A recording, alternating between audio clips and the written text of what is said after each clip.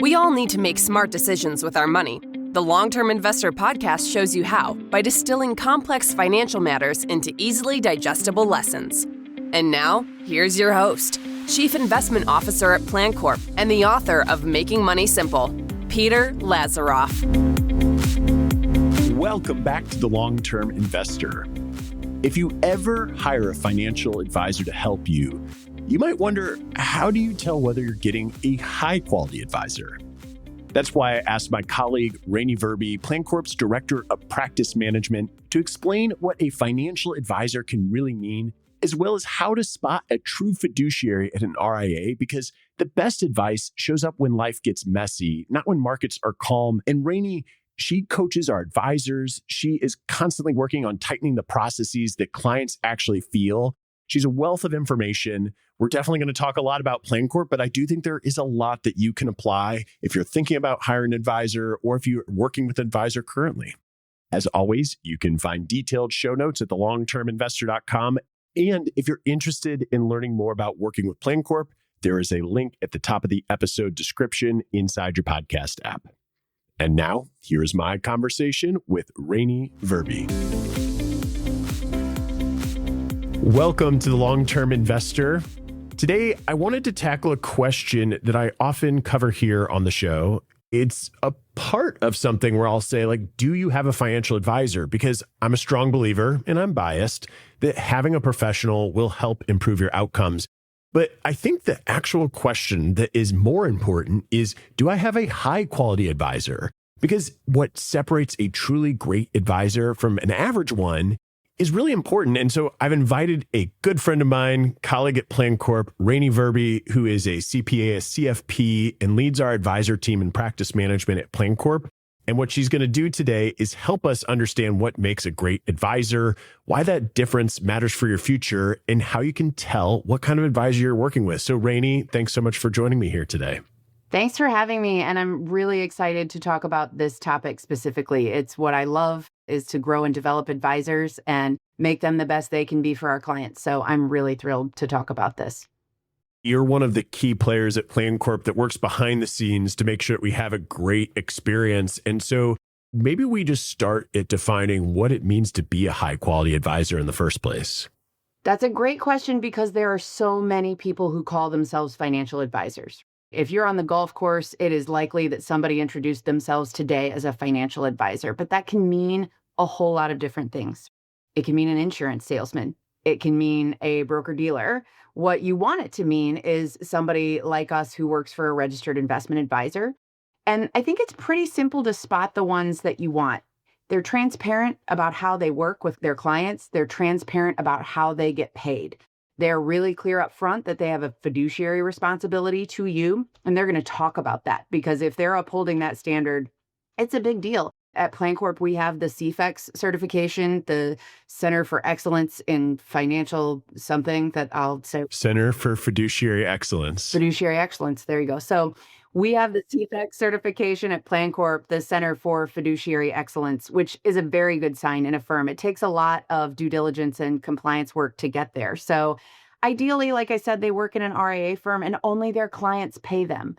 Otherwise, you're looking at a broker, you're looking at an insurance salesman, and in that case, there's going to be commissions and incentives. Those are great starting points. And because you work with so many of our advisors, both through coaching and management and implementing new processes that people use to help better serve their clients, I'm curious if you have, I'm putting you a little on the spot, any client stories where you could really tell, okay, the work is paying off. I can see that this individual is really striving for excellence and doing great things. Yeah, there are just so many, honestly, to pick from. And it's really fun for me always to see our advisors in the wild with clients. I don't always get to observe their client meetings, but when I do, it's incredibly fun. And I think what you see is truly just the bond between a client and the advisor and a level of trust that you can't even imagine anywhere else. I mean, I remember being in a room with one of our single guys who has been an advisor for 15 plus years. It's really fantastic, but working with this particular widow, and she took me through some of the stories of how they've worked together throughout the death of her husband, the following months when she wasn't really ready to make decisions yet, and how he had guided her through that process. And the bond was just so clear and strong. They'd been working together for over a decade. We have so many examples of that similar story where they've just really grown together over time through those hard decisions.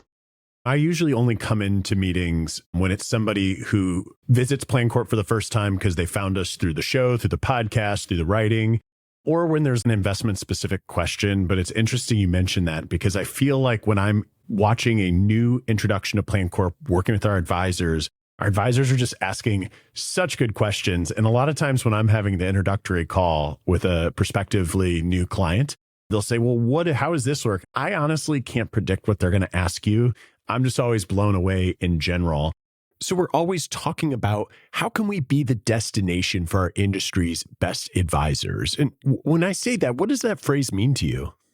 When I think about why we're really that magnet for advisors, it's because we've built a practice where we can equip everyone to bring their best strengths to the table and really work there. So our advisors are focused on their clients and they're able to take vacation. They don't look like they haven't slept in 3 weeks.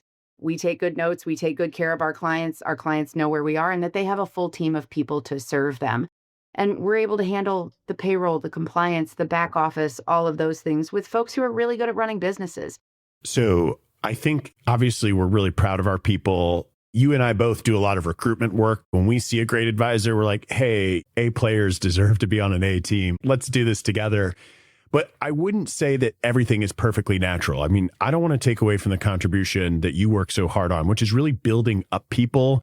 And I think what's particularly interesting about your contribution in this age, and something that our viewers on Cheddar or YouTube or our listeners on the podcast will find interesting, is how you've really blended behavioral finance with AI. So I'm actually not going to give you a specific question. I'm going to let you jump off and go anywhere you want with that, because I know you're pretty passionate about the topic in general. Yeah, I might surprise you. So you mentioned that I'm a CPA. So I started my career out in public accounting and really loved that format, but it's a lot of hard work. And there were a lot of employee benefits that they have to retain the employees, but you don't exactly feel seen and heard. You're there to serve the client. You're there to perform a task or do a job, especially in the beginning. And as you grow up in those levels, you get a little closer to the client work. So when I came to an RIA and became a financial planner, what was really important to me was that interface and being the person who's hearing the clients and hearing what they need, seeing them, caring for them, paying attention to them. And then when I moved into a more management focused role, I realized that once again, I was back in those accounting days where not a lot of people were paying attention to the advisors, and the advisors weren't necessarily feeling seen and heard and cared for. You know, you start to realize that therapists go to therapy and doctors see a doctor. My chiropractor sees a chiropractor. So helpers need to get help. And I'm not just saying that our financial advisors need financial advice. They do, and we do a very good job of providing that for one another as well. But they also just need help. They need rest. They need focus. They need education and development that they don't have to go seek on their own necessarily. They need a lot poured into them as just human beings. And so it's my responsibility and that of my team to really see and hear and care for those advisors so that they are their best self to see and hear and care for their clients. I know firsthand a lot of this has shades of the steps you've taken on implementing a behavioral finance program and training at Plancorp.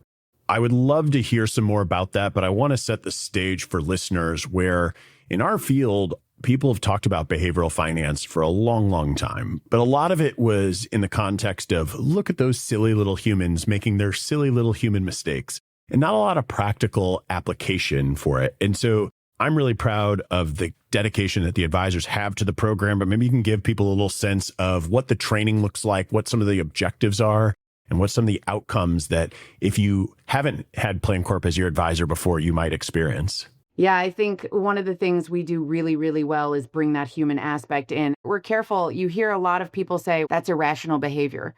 It's not irrational. It's perfectly rational and normal because it's how our brains work. What's irrational is asking somebody to rebalance in a down market when they're really, really stressed out about it. What's rational to them is exit and get away from the fear. The irrational is what we bring to the table in the ability to take the emotion out of the game and follow the logic. One of the things I meant to mention above when we talked about What makes a high quality advisor? They're not just looking at your investments, they're looking at your tax planning. And really importantly, they're looking at your estate planning. And I'm very passionate to say not just your estate and what happens to your assets after you're gone, but what happens in the last years of your life. When you've retired, you start to need medical care, your family is going to step in. What does this look like in terms of your powers of attorney and those legal documents that you need to have? But we also want to be that conduit for sharing how you wanted things to go, both before and after your passing. And so one of the things that behavioral finance equips us for as advisors is to really dig into those tough conversations that are awkward and morbid at times, but we really have to do it. And it's maybe not a surprise to people that our industry is trending younger. For so long, this has been the 65-year-old single practitioner. Put out my shingle and I serve my 100 clients. More and more, we're a younger practice. So you see advisors who have not gone through these challenges themselves in their own life experience. So where we bring in behavioral finance training really is important to give them reps to help them absorb the stories of other people in the firm. We are really cross-pollinating each other. We're working with our more tenured advisors, our second career consultants. We're helping share stories and we're helping people not shy away from those really hard conversations. They're not hard technically, they're hard emotionally. And we want folks to be comfortable in those situations. One of the things that I imagine, I have a lot of do-it-yourself listeners, and not everybody's going to hire an advisor over their lifetime. Even all do-it-yourself investors recognize that a professional will help, but they want to save money. And I'm not here to debate that at the moment. But the thing that I think that gets missed a lot of times is, okay, well, we don't live in a spreadsheet. And so how do you go about making those decisions? And then when a big life event happens, who do you trust? Because there's a lot of incentives around, and it's really nice to have somebody who can take care of things. The story I always tell is that, like, I hired someone to mow my lawn when my first kid was born in 2013, and I was paying someone $35 a week. I've slowly gone up the pay scale. There's no chance in the world I'll tell people how much I'm paying per week. It's so embarrassing. But a tree fell on our fence and they just fixed it. And I didn't even know they did that. I realized I'm paying for owned outcomes. I'm paying for responsiveness. They know me when I email. I love that I can email my lawn people. I'm not just texting some dude or even some group of people. But what I'm getting at here is that I think a lot of times when people think about hiring a financial advisor, naturally they think of hiring someone who knows all of the tax rules and all of the investment due diligence. But in reality, we invest so much time in the human piece of the relationship that you are never going to be able to quantify on your own.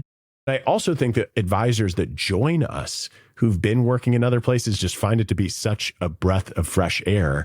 I'm going to pivot a little unless you have anything else to say on that topic. I would add into that for DIYers just that I think it's really important in all of our lives to acknowledge that we can't be all things to all people. We cannot be the expert at everything. So you might be really good at investments. That's fantastic. Peter's really good at investments.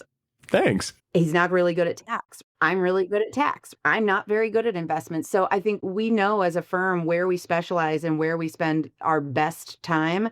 And you as a DIYer are phenomenal with investments. But do you know every estate planning nuance that you need to know to avoid a potential tax situation or to avert a family crisis that could happen because maybe you accidentally thought that, or maybe intentionally thought that this medical power of attorney and this financial power of attorney would get along and make decisions together. You can't be the best at knowing all of those things. And so where an advisor comes in, I think, is really to help build speed and education in decision making so you can feel empowered to take that next step. You don't have to really go spend the time doing all the research to know what you don't know and track that down. Just like outsourcing your lawn. I don't want to be the best at mowing my lawn. I just want it to be done and pretty and look great. And to your point, I want the owned outcome. I want that accountability, and you get what you pay for. So if you are really looking for the cheapest solution, they're not investing in their talent. And I know we'll talk more about that later, but the firm has to be investing in their advisors if you want those owned outcomes on the other end of the table.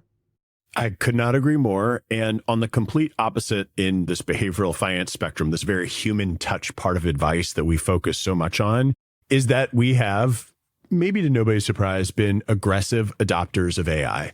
And there's a lot of talk in our industry. And again, I think more of our listeners are individuals than advisors, although we have a not insignificant amount of advisors who listen to the podcast. So advisors know all people talk about is adopting AI.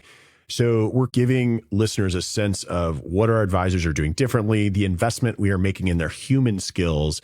But I will tell you that I have new clients come and say, well, how are you guys using AI? So maybe you can enlighten us all on how the advisor's day has looked so much better and frees them up to work more with our clients. I would love to. And there are so many advisors we talk to out in the field that just, how do you spend your day is a question that really baffles people. It's like, I don't know. I just react to emails. That's a terrible answer. So we've consistently tried to build those processes. So there is a structured way and a way to spend your day that makes sense and you can be proactive for your clients. But what we realized, having advisors manually scrape calendars and files and take notes in a meeting, recap those meetings, even just recapping those meetings, what you might call the history notes to document in the file, that's like a late night tax that they're having to pay. And it wasn't that long ago that people were handwriting those notes. I think those types of things where it is the note taking, but it's the making sure that the scheduler link has gone out 3 weeks in advance and the following up some of those components that can really easily be automated. And then now that we have better AI, what we can do to go back through prior meeting notes and really synthesize a great agenda for the next meeting, it's saving us hours and hours of advisor time, and it's allowing them to think at a higher level. We all know that when we're lost in the details, you cannot see the forest for the trees.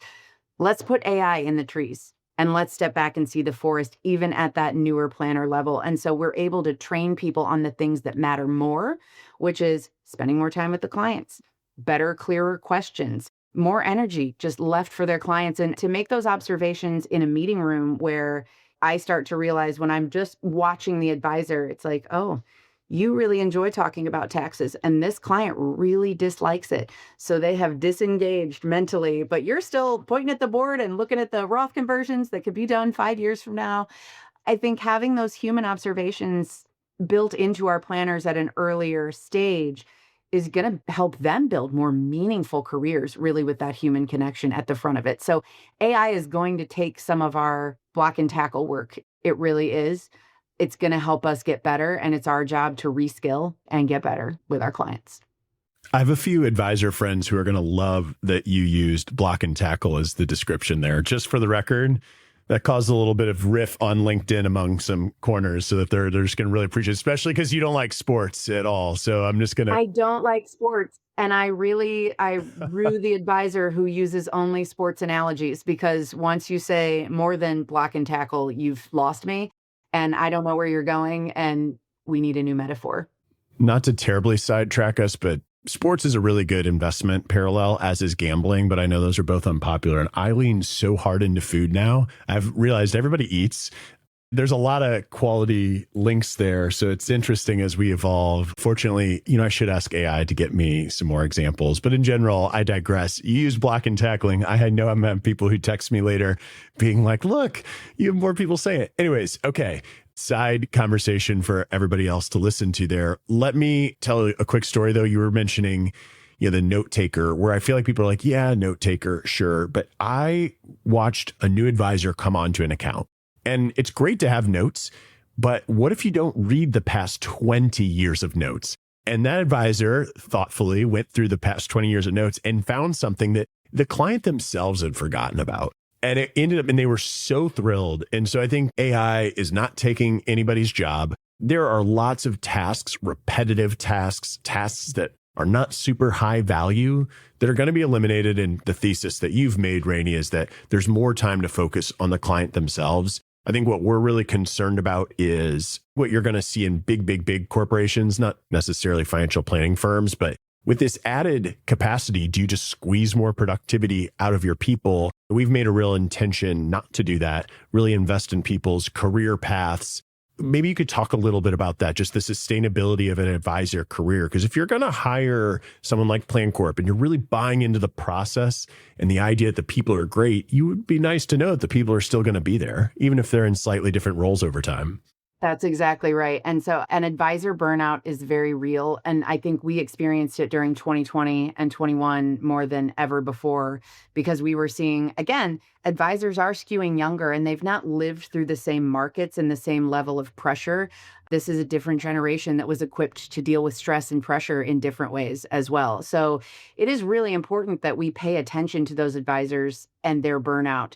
We have always been very clear that capacity comes first. We are not trying to squeeze profit margin out of our people. We want everyone to have the capacity and the love and care for their job that they want to go seek new clients, that they want to talk positively about what they do and be out in the world. And I'm a big fan of saying, don't bring your whole self to work. Bring your best self to work.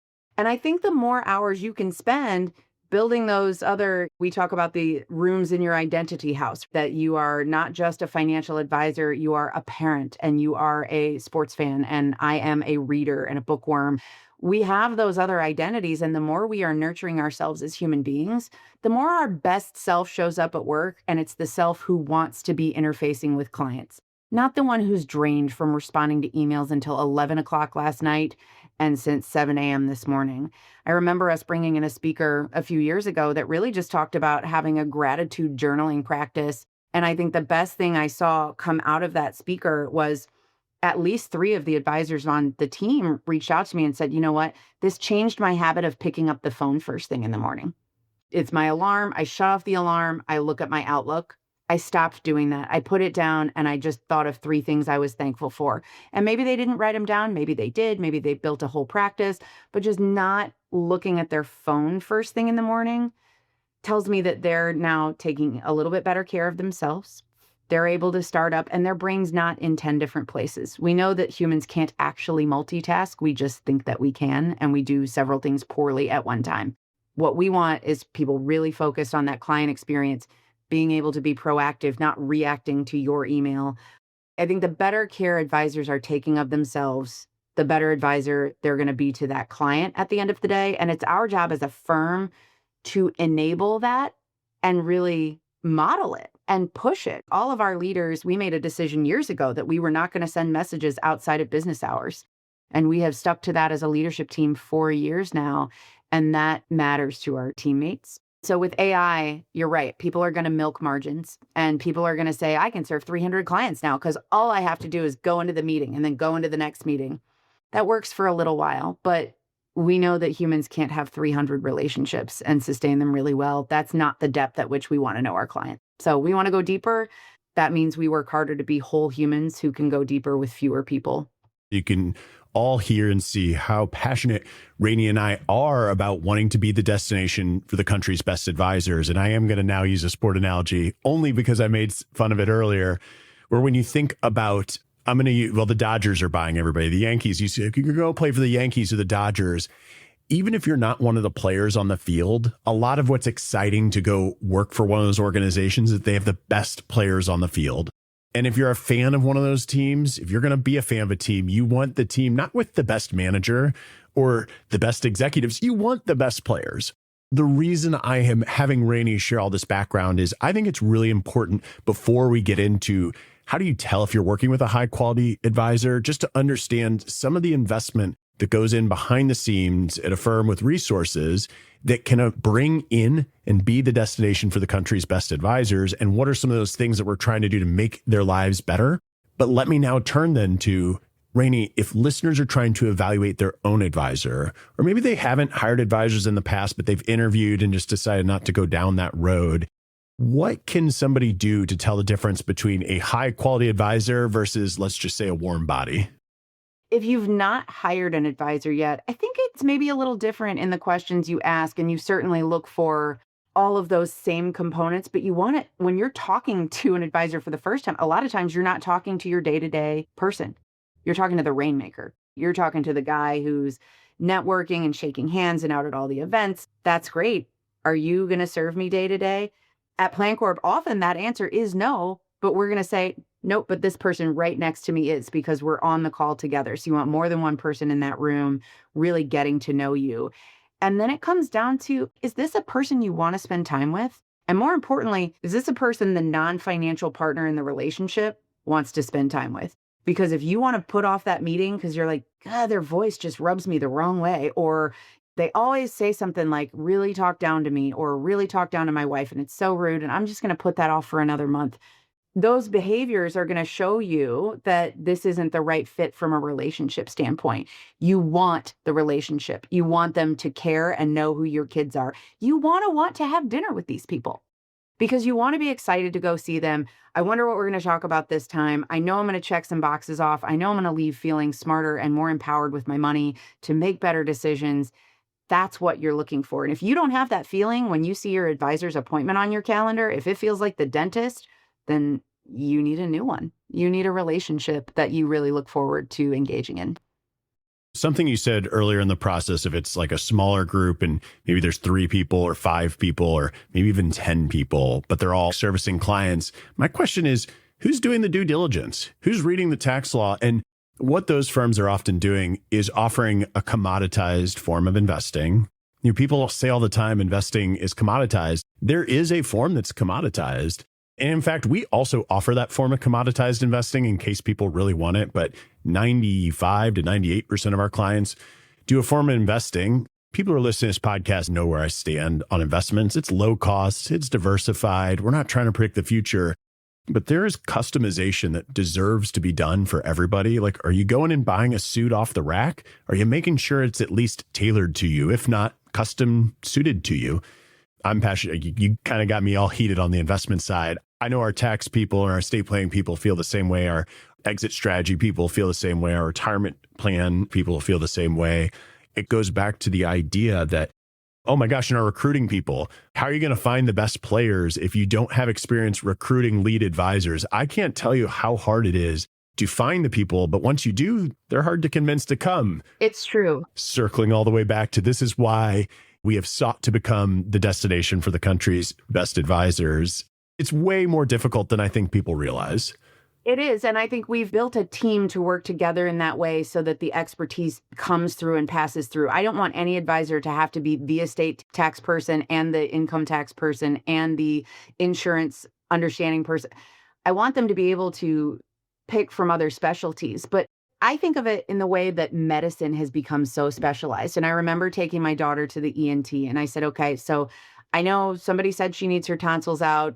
What about this that's going on in her lungs? Because we're concerned she might have asthma. And he literally said, you know what? My job stops right here. And the lungs are below right here. So he's doing the ears, the nose, the throat, and nothing else. And guess what?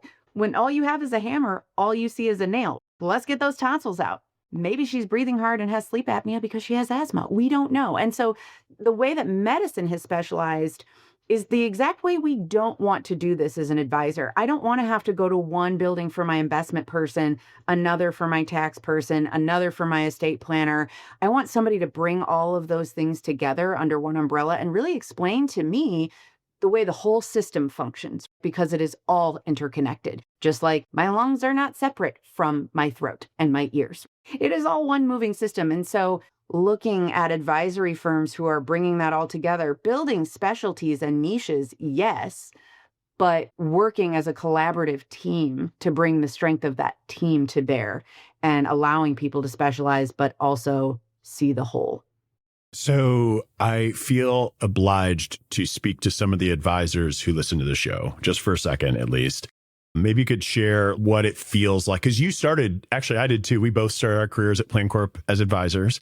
Talking a little bit about what it feels like to work in a firm that's trying to be the destination for the best advisors, and maybe how an advisor can evaluate whether their firm is helping or hindering their own growth, and what type of people would thrive at Plancorp. I love that question.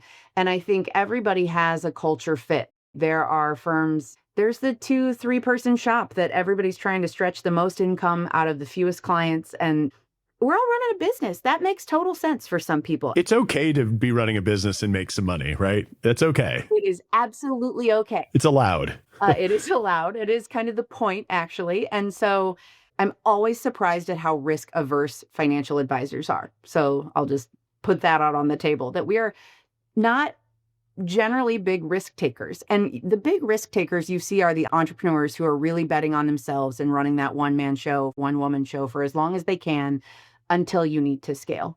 Those folks are great fits for us because they start to realize, hey, I got in this business to serve clients, and serving clients is now 50% of my time. And I hate that.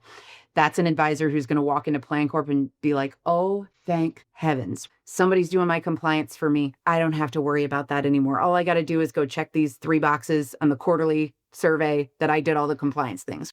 I don't have to run the payroll. I don't have to do the things. Rainmakers love walking in here because I think often rainmakers are thinking, I can sell it, but who can serve it? And the more I sell, the more I'm going to be building a wait list because I can't get in there and spend the time with my clients.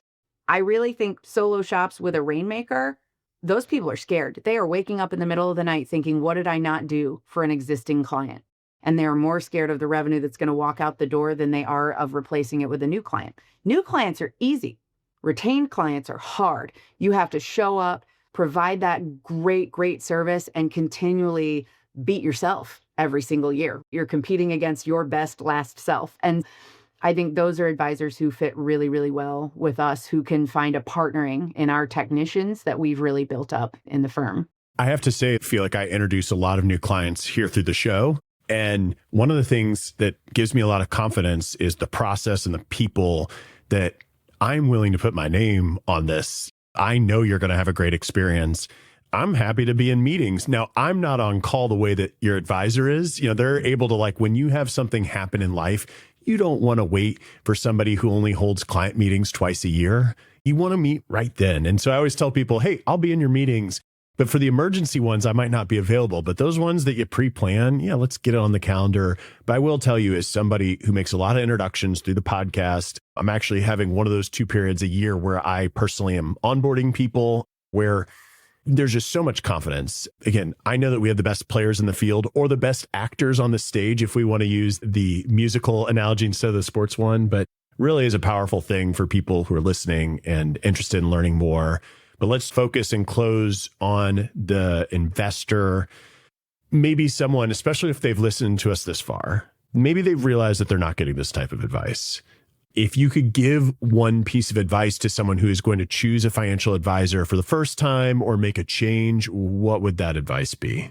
Yeah, I would say 2 things. They're going to put the fiduciary commitment in writing. It's part of the engagement agreement. And you want to meet the entire team, not just the rainmaker.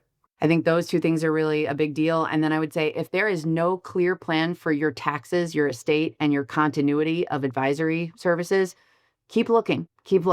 If you met with one guy and you really liked him and that was great, or you met with one gal and she said all the right things, but she wasn't willing to write down a fiduciary commitment, just walk away. There are more advisors. Well, Ranie, I appreciate you sharing some time with me and the audience. If people want to follow along and watch what you have to say about this incredible industry and all the incredible people we work with, where can they find you? So you can find me on Plancorp's website. My bio is there. You can obviously find me on LinkedIn and all those standard places. I do blog my own personal financial musings at girlmeetsmoney.com. That's my personal side project that I really love pouring into. And I speak at a lot of conferences, mostly for advisors in the industry. So if you see me out and about, please come say hello and introduce yourself. Tell me what you like to talk about. Ask me any question you'd like about Plancorp. I love to be an open book. I appreciate that, Ranie. If you're watching us on YouTube or Cheddar, be sure to subscribe to the podcast or go to thelongterminvestor.com. I will link to everything Ranie just put out there. Everyone listening, watching, thanks so much, Ranie. I'll talk to you soon. Thanks for listening to the Long-Term Investor Podcast.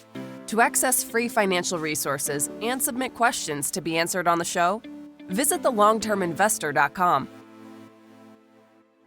Peter Lazaroff is an employee of Plancorp and Brightplan.